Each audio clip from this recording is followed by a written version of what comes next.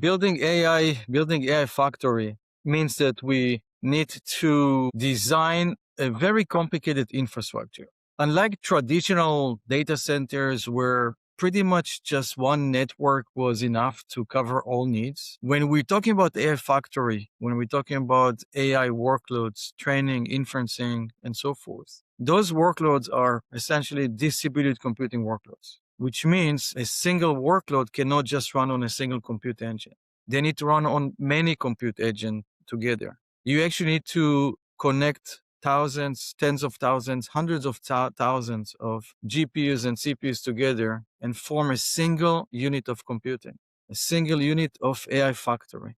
And in order to do so, you actually need to create multiple infrastructures that needs to work together. The first infrastructure is what we call scale-up. Scale-up mission is to connect multiple GPUs and to create a single unit of GPU, a rack scale GPU, if you want to make it a simple view. And that means that we need to have an infrastructure that can deliver massive amount of bandwidth between GPUs. It needs to have something that can support load and store operations, for example, extremely low latency, something that can take GPUs and their memories and form a single virtual GPU. That's the value of NVLink. And NVLink is able to build rack scale GPUs and to make it like one entity, one GPU unit. Now, since NVLink requires to move massive amount of bandwidth, we are focusing NVLink connectivity on copper today, because copper connectivity consumes least amount of power, and it's very cost effective. And as we need to move more and more bandwidth and to use more and more networking, in a sense, we would like to obviously to minimize power consumption. Copper is the least power consumption connectivity, and therefore we are focusing on copper wherever we can. Now, we did announce, by the way, that if we look on Feynman generation, where we're going to talk about much larger scale up domains. This is where copper will not be able to cover everything, and we will move and use co-packaged optics for scale up connectivity as well. So after we build a rack scale GPU, a scale up element that builds one GPU entity, we need to scale them out. We need to connect multiple racks together to form the AI factory, to be able to go to hundreds of thousands of GPUs, to a million scale GPU. This is where we created a scale-out infrastructure. The scale-out infrastructure, while needs to move less amount of bandwidth compared to scale-up, still we're talking about massive amount of throughput because the amount of GPUs that needs to be connected together on a scale-out infrastructure. And that amount of bandwidth is actually doubling from generation to generation, from GPU generation to GPU generation. In the Hopper generation, scale out needed to move 400 gigabit per second per GPU. In Blackwell generation, it doubled to 800 gig. In Rubin generation, it doubled again to 1.6 terabit per second, and so forth. So when you go Feynman generation, it's going to double again. And since we're talking about hundreds of thousands of GPUs or a million scale GPUs, there is a good amount of bandwidth that needs to be carried on a scale out infrastructure. Latency is important. Making sure that everything is synchronized is very important. Eliminating jitter for GPU to GPU communications is critical because you want everything to work as a single unit. Your single unit is the AI factory, and therefore everything needs to be very, very synchronized. For scale out, we actually have two options. One of them is InfiniBand, infrastructure that was built for distributed computing from the get-go, from the beginning, and Spectrum-X Ethernet. Spectrum-X Ethernet, it's a purpose-built Ethernet for AI. When we scale out AI factories, we had InfiniBand, which is a great technology, but we also saw the need for Ethernet. We saw the need for Ethernet because we knew that AI is going to be running everywhere. We know that accelerated computing is going to be run everywhere. And not everyone can use InfiniBand. Not everyone has the means and capability to manage InfiniBand and so forth. Many of our customers are used to build traditional data centers where they manage Ethernet fabrics. And we wanted to make it easier for them to use the same management, the same investment that they've done, and use it also for running Ethernet for AI. And that's the reason that we created Spectrum-X. And Spectrum-X Ethernet, actually, we brought a lot of elements from InfiniBand into Spectrum-X Ethernet. We brought lossless capabilities, ability to scale to hundreds of thousands and to a million scale GPUs, focusing on RDMA connectivity, eliminating jitter, ensuring very synchronized connectivity between the GPUs, between the computing engines. And that's how Spectrum-X was created. And we have two options for scale out. One of them is InfiniBand or Quantum-X InfiniBand, and the second one is Spectrum-X Ethernet. Now, the next phase in scale out is going to co-package optics. Now, the reason that co-package optics starts with scale out, because we're doing it now with Vera Rubin generation, and scale up, we mentioned that we'll get there in the Feynman generation, where the scale up radix or the scale out size is going to be larger than a single rack. Scale up, it's all about optics, because scale up runs a lot of long distances. It's not just limited to rack. We need to cover entire AI factories in scale, in size. And since scale out, it's all about optics, and definitely when we build AI factory, we want to minimize power consumption as possible in order to get more and more compute, to improve the compute density. The best technology for optical connections that minimize power on one side and increase resiliency on the other side is co-package optics. And this is the reason that in Vera Rubin, in Spectrum-X Ethernet, we're moving to co-package optics on scale out, minimizing power consumption, increasing resiliency, and essentially enabling the next level, the next generation of AI factories. Now, the basic idea behind co-package optics is very simple. The reason that optical connections consume a lot of power is because the optical engine that actually translates light to electricity sits outside the communication engines, sits outside the switch box. And if it sits outside the switch box, you need to invest power in order to get the electrical signal from a remote, let's say, optical engine all the way to go all the way to the switch ASIC.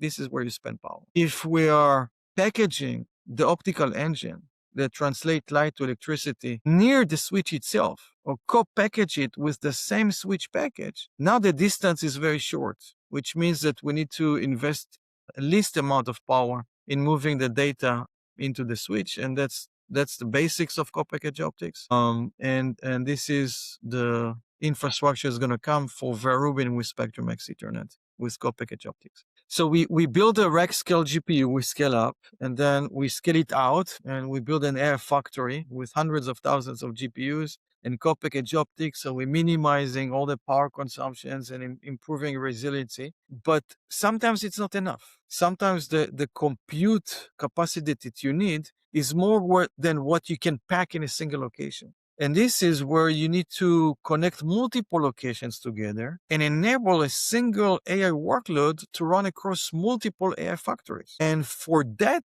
reason, we created the scale across. And Spectrum XGS for Gigascale AI factories enable longer distances, connectivity between remote data centers with minimizing latency, minimizing jitter, and actually bring the ability or create the conditions where you can run a single AI workload across remote AI factories and take your compute capacity to the next level. So we have the scale up NVLink, and we have the scale out with Spectrum-X Ethernet, and then we have scale across with Spectrum-X GS, and now we actually have a gigascale AI factory actually that can be built with combining multiple smaller AI factories together. Now, recently, we also announced a fourth infrastructure, which is storage focused. Storage becomes a bottleneck for inferencing. When we look on KV cache, when we look on context till now was kept in the GPU server, but you need more data, you need more context, and we're limiting in how much storage you can pack in a server. And once the storage inside of the server is not enough, you need to go to a network storage. Traditional network storage is expensive. It's expensive because it consumes power and because it needs to manage a lot of functions that not necessarily are needed for inferencing, for context memory. For example, network storage needs to make sure that the data in the storage is protected. And there is a good reasons for that. But specifically for context, you not necessarily need to invest in making sure that the data is not going to get lost, because you can recalculate the data. because of that reason, you can actually build a purposely built storage for context memory. And that's what we did with a Bluefleet 4 storage. We created new storage racks that sits inside the factory. They're a new tier of storage optimized for context and we're leveraging a Bluefleet 4 DPU, Bluefleet 4 storage controller to actually run the entire storage stack on Bluefleet itself. And with that, be able to build a new storage tier for inferencing, for context memory that consume less power and actually increase tokens per second. So that was the fourth infrastructure that we added into AI Factory. Now it's moving forward. There's a lot of new things that we're obviously investing. One is co-package optics and bring that to full production, and that enables to minimize power consumption across the infrastructure. We've talked about adding or bringing co-package optics into scale-up infrastructures as well when we go to 5 generation, because from the same reasons, it's the scale-up going to go beyond a rack. The larger scale, we want obviously to minimize power consumption where we can. So we're doing there. There is a good amount of work around security and confidential computing, for example, and bringing more and more security into AI workloads and enabling different entities to build infrastructures for other entities and so forth. So there is good work around that. There is good work around power consumption and obviously minimizing power consumption. We went to use liquid cooling across everything. Compute, across networking, utilizing the same racks, for example. And not just going to liquid cooling, but we're actually using hot liquid cooling, 45 degrees. And when you can use 45 degrees of liquid cooling, it means that you probably can avoid chillers to cool the liquid. And if you avoid chillers, again, you reduce power consumption. So you move to liquid cooling to reduce power consumption. If you do hot liquid cooling 45 degrees, then you can reduce chillers, and that's another saving in power. We go to co-package optics, which is another set of power, another saving in power. And obviously the reason is to improve the power utilization that we can bring to the compute side of things. So there's a lot of things moving, as you see. There is also more and more usage of CPUs now, and we're building CPUs for agentic AI and obviously building the infrastructure for that. What we have done on Spectrum X for scale out, it's an optimal infrastructure for CPUs as well. What we did in our SuperNICs for connecting AI factories, it's an amazing NIC. It's amazing RDMA NIC for CPU infrastructures as well, optimizing performance there. So we're seeing our Spectrum X Ethernet scale out and our SuperNICs as a leading infrastructure, leading connectivity for CPU-based systems and so forth.